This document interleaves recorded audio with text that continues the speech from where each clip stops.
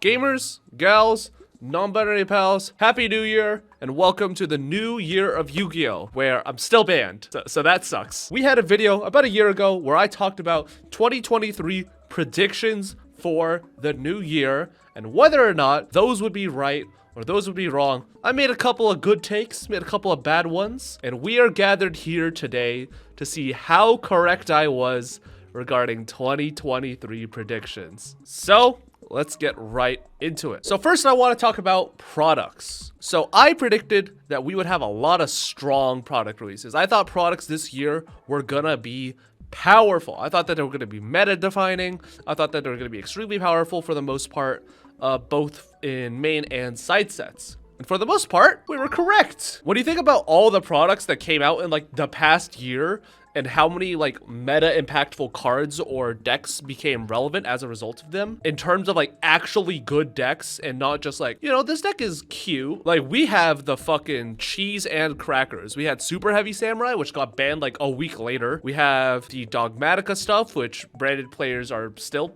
somehow sneaking into top 64 with, as well as Runic Bestial. We've got the Chimera stuff. We have Rescue Ace being made like tier 0. We have all the Vanadium stuff. We've got like the Unchained stuff. We have Infernal, and then just all of Agov. Every single Agov card is absolutely just banana. SP Little Knight into Typhon is like the fucking bread and butter combo that every deck just has to play. It is like a $150 mandatory combo. As well as the fact that we got the best side set and arguably best set in general ever in fucking Rarity Collection. Again, I'll say it till the end of time. Rarity Collection, such a goated set. Nothing bad about it. It was just so good.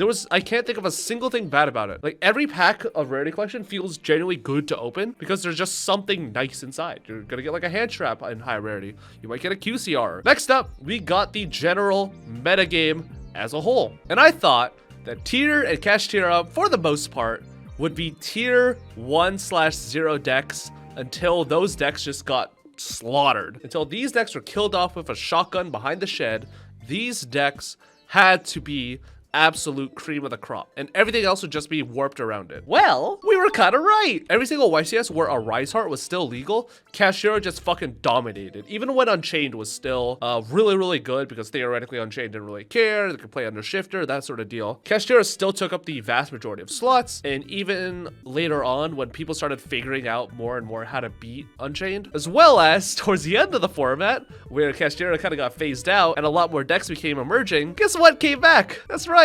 Tier limit. Even with every single good card at 1, this deck still found a way to skamaz its way to the top. Because, you know, sometimes just give them an inch, they'll take a fucking mile as they build like Kelbeck Guido. It's crazy. Now, I want to talk about Yu-Gi tubers. The Yu-Gi-Oh content landscape as a whole for people like me who need to react to, I don't know, Farfa shitting his pants at a roulette or something. So I thought that Yu-Gi-Oh would see a lot more success because Master Duel had been revitalized with people like Ludwig doing his content creator tournament. I thought that Critical's enjoyment of the game would lead to him signing maybe a pro player. I thought that maybe a pro player would emerge in some capacity. I thought someone might actually hit 1 mil, whether it be Team APS or Team Sam or someone like that. Well, unfortunately, I was a little bit optimistic, one might say. Unfortunately, these things did not happen. Yu-Gi-Oh, for the most part, has just been falling ever since January. You can see like the average viewership has almost just been cut in half. Team Sam still the highest sub to count, but only at 800,000. Only 800,000. As if this man cannot pay off my student loans times 100. And Ludwig, for the most part, and most content creators have just kind of treated this game as like a flavor of the month type beat. They've moved away from Master Duel for the most part because, I mean, let's be real, it's Master Duel. It's not really that new player friendly. It's not that great of a game. Turns out game is hard for general gamers to understand. Explain to Ludwig fucking Honest Neos. If it's in your hand, you shouldn't be able to use it. Like, ooh boy, my opponent drew a card that I had literally zero knowledge about. Thumbs up, what a good game design. I've been saying it, I think hand traps are some of the worst design concepts in Yu-Gi-Oh! And although I do recognize that they are like absolutely necessary, it is like extremely frustrating to go into a game where not only you don't even have knowledge of your opponent's deck and what it does, but sometimes you're just gonna get sacked by some piece of like non-engine that you could literally have like no idea how to play around unless you're literally a pro player. I mean, I did say that someone was gonna get canceled. I thought I was fucking joking. Like, after the fucking JCD Godot shit, after the fucking card circuit, the fucking pedo allegations, I thought that this shit was gonna be long behind us and that 2023 was our year to have a clean community. Anyways, I was completely wrong about that. We have Crystal Blanc, just the entire saga of him being like a wife beater and a literal rapist. We have the Omega free speech drama where they were like, yes, racism is allowed because otherwise it would impede on free speech. And like, yeah, sure, I get it, but I don't know if this is the bastion you want to die on. We have the entire Source Gaming drama where like everyone but Pac decided to fucking double down and be like, yeah, guys, LeBlanc's the GOAT. We have to keep sucking his dick. And they're just like, you guys don't know him like I do. And then he just kept doubling down on, yeah, beater. So what? It was insane. Anyways, 2023, terrible year. And I'm glad that Sam has recovered. Next up, we got ban list handling. So I thought that towards the latter end of 2022, Konami got a lot more heavy-handed with stuff that they wanted to ban. I mean, when you look at like the forbidden list, they were just banning fucking every single annoying ass card that existed. Like they got rid of Snow, they got rid of the Toad, Chaos Ruler, like Hellcat Fire. They just got rid of a bunch of dumb shit that just everyone was just like mutually like, all right, yeah, this is probably a good idea to get rid of. And I thought that Konami would continue on this trend. I thought that they would keep doubling down and keep getting rid of problem cards, problem archetypes, problem stuff like that. And they wouldn't really let stuff stay their course a little too long. Like a lot of you guys weren't playing during COVID format, but Adamantipator was around for like 9 months. Turns out this was true. Holy shit. When you look at every single ban list in like 2023, they were fucking cooking. Dump Floodgates and like power cards like Kid Close and Elf getting banned. We've got like Cyberstein getting banned. We've got all the super heavy stuff. We got a Rise Heart immediately getting fucking axed.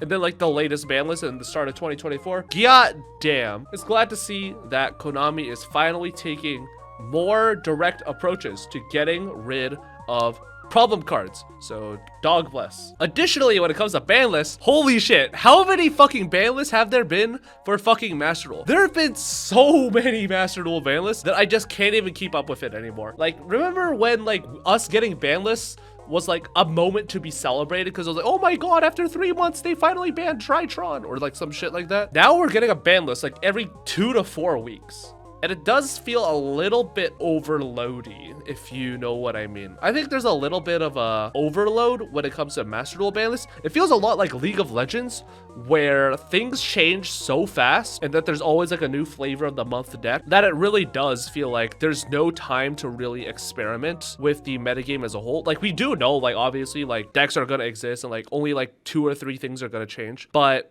it really does feel like things like change like just like that. And I don't know how it's like to be a person who's playing this game relatively free to play. You can only craft 2 to 3 decks and one of those decks just gets fucking immediately axed. You know what I mean? Oh, also Maxine didn't get banned. So good job, Konami. Lightning round. We got the cards returning off the ban list. So I said that all of these cards were gonna come back. I thought Jin was gonna come back because, well, let's be real, this card's ass, and Makonko was gonna be a thing that could maybe abuse Jin. I thought Harper was gonna come back because that shit is ass, as well as the fact that, you know, Bestials exist.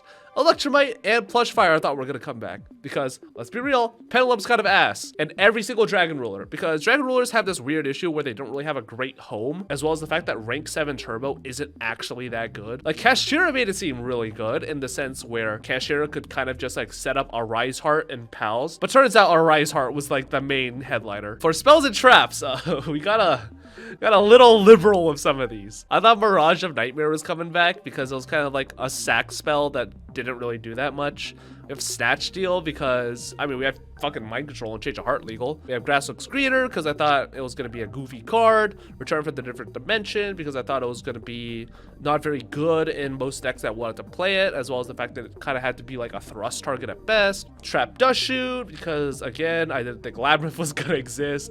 And we've got Ultimate Offering. Oh, also Pot of Greed. I don't think Pot of Greed was the greatest card to make a prediction about. Anyways, we were pretty fucking wrong about most of these. I'll admit it. I'll take the L on this one. The only ones that I did end up being right about were Harp Horror, Snatch Steal, Face Off, and 3 of the 4 of the dragon rulers. And I think they probably could have brought back a lot more. Like, when you really think about it, like, these Petalum cards can come back. We can bring back Title. Like, Title and Tearlament isn't really that scary. We don't really need to keep something like Ultimate Offering on the list. But it does kind of make sense that the cards that Konami brought back are either so supremely outdated that they just don't really even mean anything in the sense of like Draco Face-Off, or they're bringing back cards that are in a way a direct 1-for-1 or 2-for-1. Like when you look at like Harp Horror, you need to invest like at least 1 card and the Harp Horror itself in order to get some sort of value out. Snatch Steal is just a 1-for-1 when you really think about it. Blaster, Redox, and Tempest, those cards are ultimately just 2-for-1s in the sense where, you know, you have to get rid of them plus another guy in order to summon them. That's like kind of a resource intensive process, especially because the payoff isn't actually that good anymore. And I think that for the most part, Konami isn't looking to unban super duper sacky cards like Pot of Greed or Mirage of Nightmare, you know, cards that theoretically don't actually generate you that much advantage, but they're only going to be bringing back cards that for the most part are either neutral or a slight loss in advantage from off the ban list. And then finally,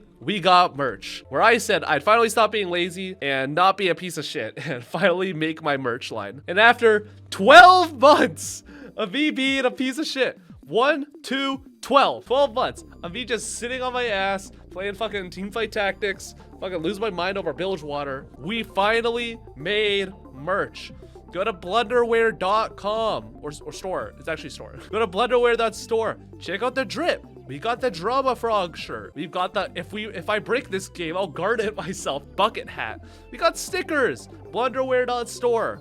Get the hoodie. Get the t-shirt.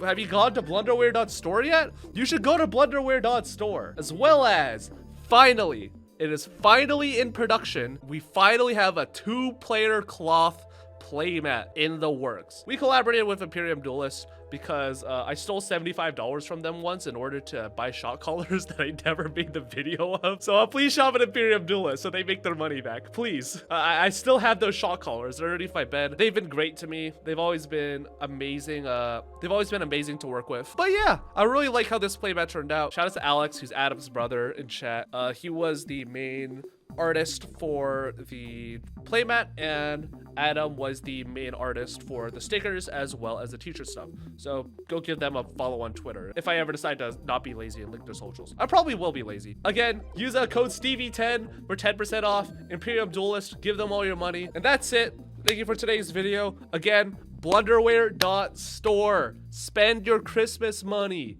Give it to me so I could go to the casino. It's not gambling. It's an investment. Thank you for watching. Let me know your favorite frog in the comment section down below. I'll see you in the next one.